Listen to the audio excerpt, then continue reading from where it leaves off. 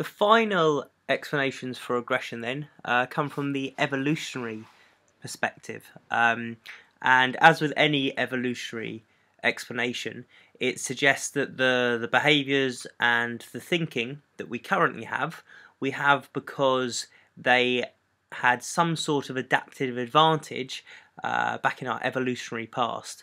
And so that's what we're going to look at then in the final two kind of subsections of the aggression topic.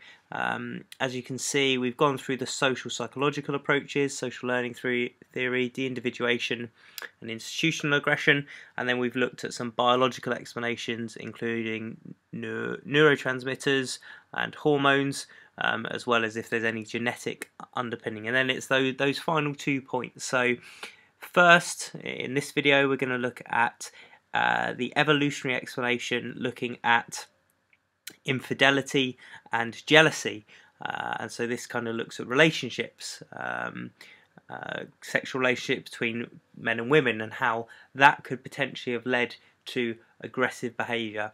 And then finally, which will be the seventh and final video, we look at explanations of what we call group display. Again, these are evolutionary, and these are saying why in groups do we behave in aggressive ways, and we'll look at sports and war, and why groups, when they get together, obviously war against other groups, and sports, why there are these in-group memberships, maybe a bit of xenophobia, kind of racism between different groups.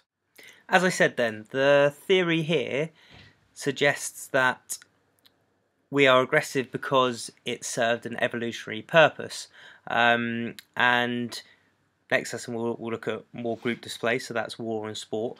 But in this video we're going to look more at jealousy and infidelity. And this relates directly to, obviously, male-female relationships, and suggests that maybe aggression came from the fact that males may potentially be more aggressive towards females, and vice versa, due to jealousy and infidelity in relationships. There's actually a term called cuckoldry, which relates to the idea and the fact that men can never actually be completely certain of the paternity, whether the child is theirs or not, of offspring. Obviously nowadays we've got DNA testing, and that could be done afterwards, but obviously if a husband were to ask his wife for a DNA test of their child as soon as it's born, it doesn't really show much trust and commitment on their part. So unless you watch Jeremy Kyle too often, you begin to think that that's not that I watch Jeremy Kyle, but you begin to think that that's a normal thing to happen. But actually, day-to-day relationships, and specifically in evolutionary times, it was less possible to tell whether an infant was actually the male's or not. And so there's the suggestion there that potentially men used aggressive tactics to make sure that his partner, the female, was more likely to bear his offspring, and if he was controlling and didn't allow her, obviously, access to other mates, that would serve his benefit in passing on his genes and passing on his offspring. And as you can see, that quite obviously relates to the theory of evolution, survival of the fittest, and the want to pass on our genes. It's obviously an easier way to explain male aggression, as females are always sure that the offspring are theirs, because obviously they're the ones giving birth to them. And so this is maybe, we'll look at kind of gender differences in actually explaining aggression, and the research points more towards this being a reason for males being aggressive rather than females. Okay, we're going to look at jealousy and infidelity, and actually when I was doing my reading for this, I started thinking, well, actually these things aren't completely separate, and you'd be writing thinking that. And actually an exam question would probably ask you about human explanations evolutionary explanations of human aggression. And so, although we will make a distinction, as does the textbook, between jealousy and infidelity, these two things are often used as one and the same, and you shouldn't have to make a distinction between the two, as certainly the case in past paper questions. So don't get yourself too worked up as to what is actually jealousy and what's infidelity. You'll see what I mean as we go through this topic.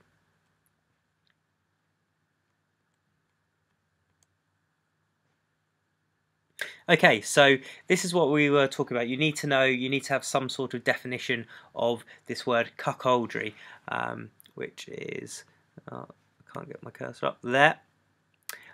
So basically what the idea is, the evolutionary idea, is that men want to pass on their genes. They want to have offspring, and so the species survives.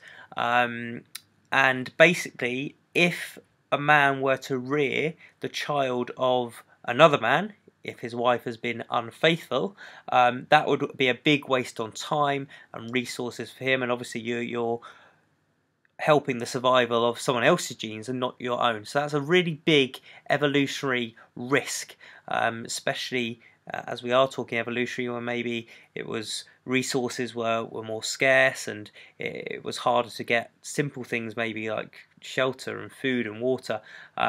You'd want to make sure that any resources that you were putting in were obviously going towards your cause. So it was a big risk for men to not be passing on their genes.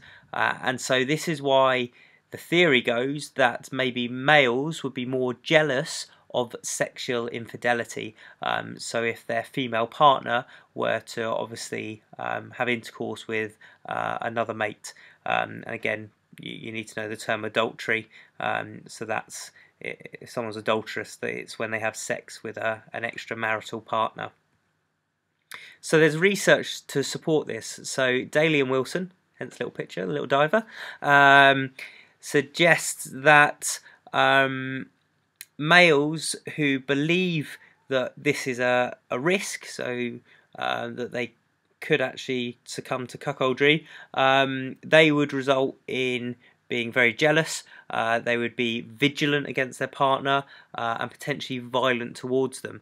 And Buss has suggested some methods that men may go through in order to retain their partner, their mate. So these are called mate retention techniques. And there are two of these. So Buss suggested that maybe there was restricting the partner's autonomy, otherwise known as direct guarding. So this would be stopping their partner from having the chance to sleep with another mate. And so maybe in evolutionary times, obviously being with their mate the whole time from day till dusk, and when they're sleeping. Obviously, if we apply this to more recent times, this would be, I don't know, controlling their telephone and their access to other people.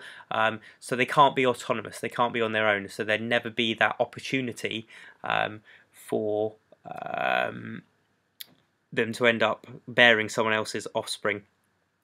And then the other suggestion, obviously this is how it links directly to the aggression topic, is direct threats of violence. So, or actual violence. So if the male partner is violent towards the female, or threatens to be if she's seen talking to or being with other men, then that would stop her, goes the theory, from being unfaithful. And these are called negative inducements. So Buss's two theories are called direct guarding and negative inducements, and a bit of an explanation of what those two things are. Again, there's been lots of research looking into this and whether this is actually supported or not. So what's been found by Dobash and Dobash was that women who threaten to cheat tended to be more at risk of violence. So if they maybe were a bit flirtatious with other males, or they actually said, "Oh, I'm going to go off with someone else," they tended to be the ones that ended up suffering abuse and violence. So if boyfriends or husbands thought that there was a risk, so they were jealous, then that's when they ended up becoming what we call battered women. They ended up being the subject of some abuse. Further research for the role of jealousy comes from another study by Daly, Daly et al. 1982, and this suggests that sexual jealousy is the most common motivator for killings in domestic disputes in the United States. And it was actually, until as recently as 1974 in Texas, males could get off basically the killing of another male if they were caught while in the act with his wife. And actually, if you look around the world, there are several cultures in which it's maybe still legal for a male to kill another male or even his wife if adultery is found. And so that adds support to the fact that jealousy in relationships can potentially lead to aggression, and again it comes from this evolutionary perspective. Dell, so that Daly study was in the USA, but Dell found support for the UK, and actually suggests, I found this quite a staggering statistic, suggests that sexual jealousy is the cause for 17% of all murders in the UK, and whether that's jealousy, killing the partner or the person suspected of being the one that they're cheating on, still that's a very major contributor, and really does suggest that this evolutionary idea of jealousy has got a lot to answer for in terms of people's aggressive behaviour. And the last kind of points there are saying that actually it's quite often male on male violence that we're talking about here. So men tend to be the perpetrators, so they're the ones doing the aggression or the killing. They're the ones carrying it out, the perpetrators, and they're also the victims of sexual jealousy violence. Again, either the victims of aggressive beatings, I guess, or murder victims. So it tends to be men beating up or being violent against other men. And again, same-sex killings in love triangles, they found that 92% of killings in love triangles, where there are obviously 3 people involved in a relationship, 92% of it tends to be male on male. And so it suggests that, with jealousy, aggression can really account for males' aggression. When we come to evaluate, obviously we'll be saying, well, how do we account for females? And there is some other research, but we'll look at that towards the end. Going on then to infidelity, and again this definitely links to the jealousy side of things, but there's the suggestion that if they actually have been caught, so the jealousy suggests maybe before it's happened, or maybe there's no evidence for it happening and that causing aggression. Infidelity is saying, well, there has been proof, or we're more sure it's definitely happened, and then that causes aggression as well. And anyone that's watched Made in Chelsea will know that happens. And actually there's a clip here where Binky finds out the naughty mitten has been in an orgy with that Spencer Matthews, typical Spencer, and this is what happens. The love saga between Made in Chelsea's Binky Felsted and Alex Mitten reached a shocking new level after it was revealed that Alex and Spencer had a drunken orgy in the week that Binky and Alex had split up. Here's how she reacted. Bonjour. Hello. Hello, ladies. Hello, yeah. Indeed we are. So we've just heard some pretty up news. About you, obviously. Oh, God, what? I mean, we want to... When you were breaking up, Yeah. did you tell her that you didn't get with anyone? Yeah. Okay, are you going to tell her the truth, or are we? She deserves the respect just What? for you to be completely honest about what happened in the time in between you breaking up and you getting back together. What? Alex, we all tried to give you the benefit do you of the love your doubt. girlfriend? I Do you do, respect I your do. girlfriend? Then with her, please. What Like, are do you you think talking this is about? easy for us? Like, Tell me the truth. Huh? Yeah, I'm on a fit with somebody, yes, but like... Oh, for Say what happened. Go on, say what happened. What did you do? When was it? Well, we both went back to Spencer's, and then... Why is it us making her dickhead? This is not... Spencer, I knew that you were here like laughing about it. You're a bad friend. Tell me everything. But tell me everything. Stop do you mean you don't lying. know? We hooked up with some girls, that was it. How many girls? Apparently, you guys both hooked up with quite a few people. Had an orgy. It's like a mass of people, orgy? like a group of girls. Come on. I want to throw this in your face, Alex. I will. I want to do a lot more than that. Thank you. Tell me everything. Right this We second, hooked up with some Alex. girls. How many girls? Some girls. Did you... I don't know. Oh, slaughtered. my This God. awful. I didn't want that to come out because it was going to f us out. I wanted it to You work. did. There's Should a have clean told slate. me. When are you going to learn from your mistakes? You're an idiot. You're breaking my heart. I want to You're make it work. do it again. I want to make this work. You I'm not don't going to give do a it shit, do you, Alex? You're I care about you more than anything, Then why Vicky, I did you do. go else? I sat you on my sofa and I asked you, tell me absolutely everything. You said nothing else had happened. Did you not? No, stop. Idiot. Yeah, You dude, deserve that. You're always bad.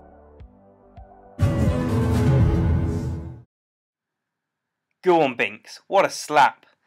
You either just watched that thinking, yeah, classic Made in Chelsea, or what the hell have I just watched? I now know why I don't watch Made in Chelsea. Either way, it's a good demonstration of how infidelity can lead to aggression. As we've already mentioned earlier on in the video, this is normally male on female, but obviously that example was female on male, and quite often you get male on male aggression because of jealousy and infidelity. So this next slide then we'll look at some research that supports the idea that infidelity leads to aggression. First up, looked at sexual violence. Camilleri, which sounds a bit like calamari, they're not onion rings in the top corner, looked at sexual violence, and so this was either sexual coercion, so really encouraging sex with a partner when actually maybe they don't want it, or full out partner rape, tended to result from infidelity. And again, that's obviously a very serious form of aggression, which has, as the study suggests, resulted from infidelity. What was also found, Shields and Hannock have looked at female victims of partner rape. So obviously they're within a relationship, but this is when the sex was not necessarily consensual. And what they found was actually this was much more likely to be the case when the partner had been unfaithful. And so again, it's showing how infidelity, adultery could lead to acts of aggression, and supports that idea and supports this evolutionary approach. Doesn't mean it's right, but it's supporting the approach. And oxoricide, which is killing of a male killing his wife. It's given an actual name. And there has been suggestions that, well, maybe to keep their partners faithful and their wives happy, some men are able to offer benefits such as, I don't know, owning a house and finances and wealth and maybe just being a nice person. It's what's on the inside that counts, I keep telling myself. Whereas others aren't able to offer these benefits. And if they're not able to offer these benefits, some males may resort to control, and that's one way that they feel that they could ensure that their wives stay faithful and stay with them. And so there's the theory, again coming from this evolutionary theory, that this control may lead to aggression, or potentially killing of a wife. And actually, as recently as 2002, in Thailand, there have been cases where males have actually been spared jail. It's been accepted that because the wife had been unfaithful, they've been aggressive towards her, and actually the society have deemed that okay. Which again, it raises a lot of ethical issues, and we'll come to the evaluation in a second, but it shows it does happen, and again suggests that infidelity really is one explanation of aggression. Right, so you have all you need for your AO1 then, in terms of suggesting that jealousy and infidelity have a role to play in aggression. What we need to move on to now is the AO2, and start evaluating whether these theories of evolution, that this jealousy and infidelity lead to jealousy and infidelity lead to aggression, actually hold true or not. So we're going to look at jealousy first, and then the infidelity research. So for jealousy, one of the big strengths in the AO2 is that it seems to be a lot of consistent research. So we've already seen some research that suggests jealousy has a role to play, and you can use that for your AO1, but for your AO2 there are some nice big further studies that also suggest that jealousy definitely has a role to play in aggression. So the first study that's mentioned there is Shackelford et al, and this is a really big study, fairly recent, 2005. This was a study done in America, in the USA, large sample, so 461 males, 560 females, and they were asking the men what type of strategies do they use in terms of aggression with their partners, and they asked the women what kind of strategies their partners had used against them. And they found for both sexes there was actually quite strong agreement, and it was this negative inducement. So I mentioned that on one of the first slides, these threats of violence, which are negative inducements, have been used, and they're one way for guarding in relationships, and making sure that the females don't stray. So both the men said they used them, and that was backed up by females as well, saying that their partners had used them as well. Direct guarding is also used, so that's literally staying with the partner, making sure that they don't have access to other mates. And there was also another aspect that came up that we haven't yet mentioned, which is emotional manipulation. So this is almost the male saying, oh, that they're going to harm themselves, maybe even kill themselves if their partner were to run off.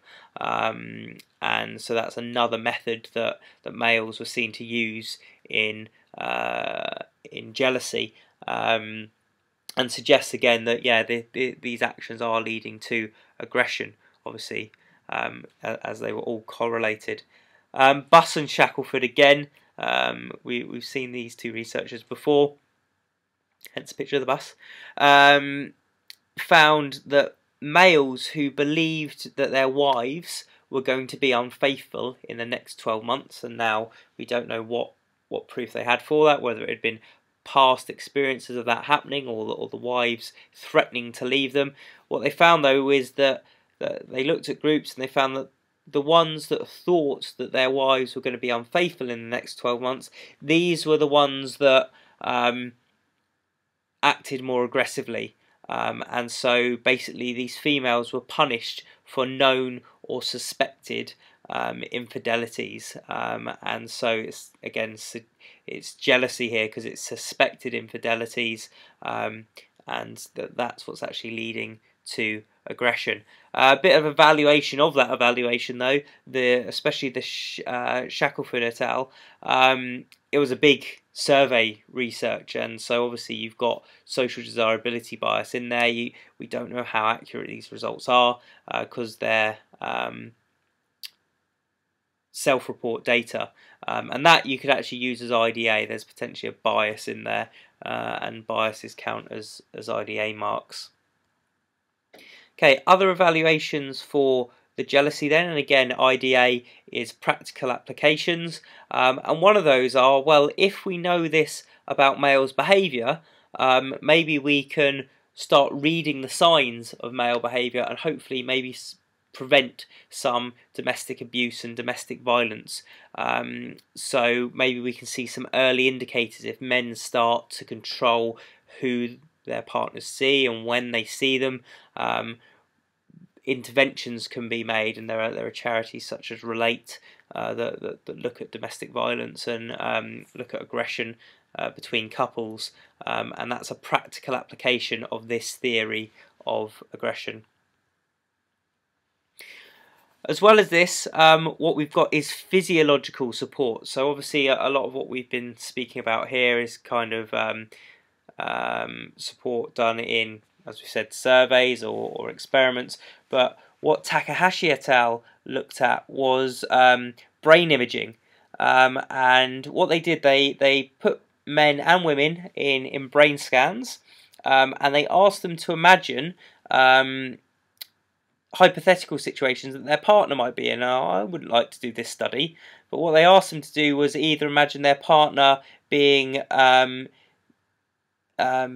having sexual infidelity, so basically having sex with another person, or emotional jealousy, so their partner falling in love with someone else. And so they're looking at the gender differences there. Was there a difference between how the males reacted to sexual infidelity compared to emotional, and the females reacted to sexual infidelity and emotional? Actually, this comes up again when we look at the relationship topic a bit later on in the term.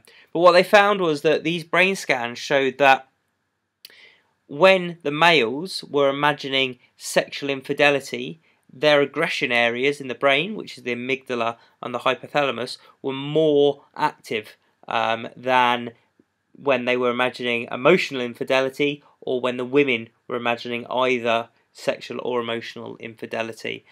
So it shows again this may be male explanation of aggression for jealousy, and there's physiological evidence there. The makeup, the way that the brain is working in males is potentially different to females under those conditions. And again, it just adds support to this theory that jealousy can potentially lead to aggression because it's affecting those areas in the brain. And finally then, looking at the evaluation of jealousy, we're looking at, well, we've just looked at jealousy on its own, but actually maybe there are different types of jealousy. Maybe jealousy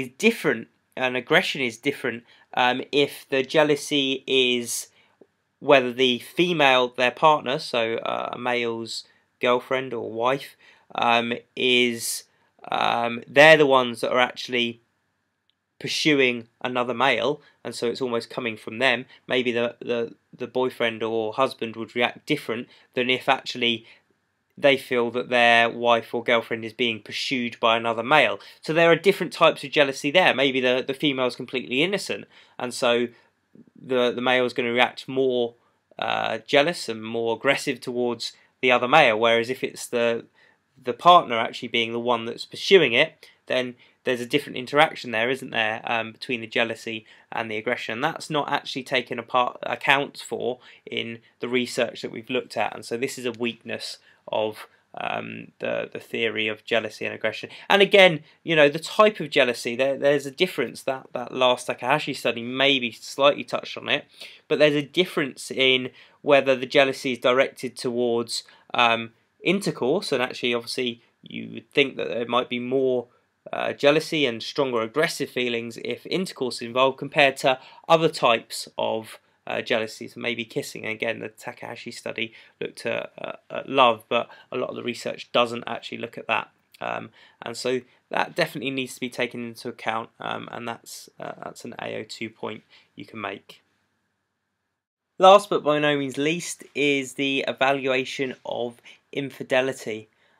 So we'll look at some of the AO2 marks that are available here. Again, as with jealousy, there is some pretty good research support. So Camilleri and Quincy have found that men convicted of raping their partners are more likely to have experienced cuckoldry risks prior to the offence versus main convicted of partner abuse. Remember, cuckoldry is the investment in another man's offspring. Evolutionary, really, really bad, because you want to pass on your own genes, and so that adds support to the idea that infidelity leads to aggressive acts, and supports the idea that cuckoldry is an aspect in that. Second bit of research then is Birch and Gallup, hence the horse. Couldn't find a horse sound effect on iMovie. Had to make it myself. So what they found was violent attacks towards pregnant women tended to be double that of non-pregnant women. And in itself you might think, well, how does that relate? But if we look at some of the other research, it definitely links in. So the second piece of research here says that women who are abused while pregnant were more likely to be carrying the child of another man. So again, this suggests that explanation. Again, not saying it's right, but it's an explanation of aggression, and why from an evolutionary point of view, males would be aggressive towards their female partners. And again, other research saying that if the abuse is happening while the female is pregnant, this generally tends to be directed towards the abdomen, in an effort to essentially harm the baby. It sounds pretty grim, but again, looking from an evolutionary point of view, this all supports the idea that cuckoldry is important. Men don't want to be investing in offspring that aren't their own. It's a waste of resources, it's a waste of effort, and so is one explanation for why aggression happens. And again, it's this evolutionary explanation suggesting that infidelity is really important. So that's all support for the idea that infidelity leads to aggression. However, there is some research that suggests that, well, maybe that's not all correct, because actually you've got potentially across the world, across time, there have been a lot of cases of infidelity, and actually not all males react in an aggressive way.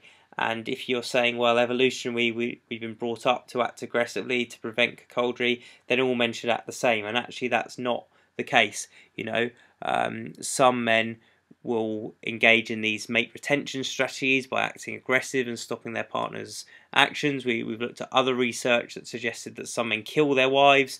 We've looked at attacks there towards pregnant women, but some men won't, and some men might withdraw and look for maybe more proactive ways of dealing with this, talking to their mates, or saying, well, all right, see you, love, and finding someone else, or maybe turning to drink, for example. And so how does the evolutionary approach account for these individual differences in aggression, is what we're saying there. And actually, if you're taking this view of evolution, it can't account for that, and that's a weakness of the theory. So a lot to think about there. As ever, referencing the Cardwell and Flanagan textbook, really good. So that's pages 76 to 77. There's some questions on the bottom of page 77 if you want to have a look at those, which we'll be looking at in class. And then we're almost there. So next lesson we'll be looking at group displays, and be looking at war and sports, and how people acting in groups can potentially be aggressive there. Thanks again for listening, and see you in the next video.